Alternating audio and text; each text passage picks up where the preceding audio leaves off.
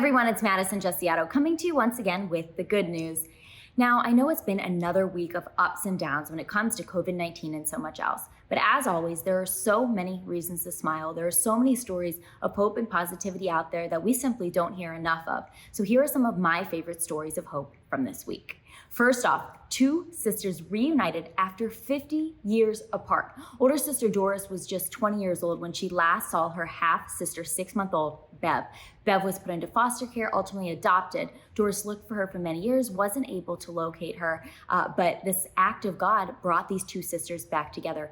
Doris fell, her son took her to the hospital where she was diagnosed with COVID-19, spent a month before being transferred to a rehab facility. And that rehab facility was the exact same facility that her younger sister had worked at for over 20 years. Her sister recognized her name on the whiteboard. The two sisters reunited, at which point the younger sister actually introduced Doris to 5 of their other siblings. They've all been communicating on Facebook and planning a post-COVID-19 reunion. So we'll definitely keep track on this story and this wonderful family as we move forward.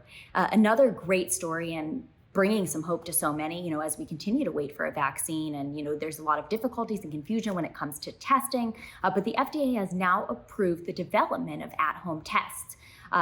2 universities are taking part in developing these tests, one being Columbia University, who's working on a 30-minute response saliva test, as well as the University of Colorado at Boulder, who has worked on a 45-minute response at-home saliva test. So you'll be able to tell whether you have COVID-19 based off of the color the saliva changes to.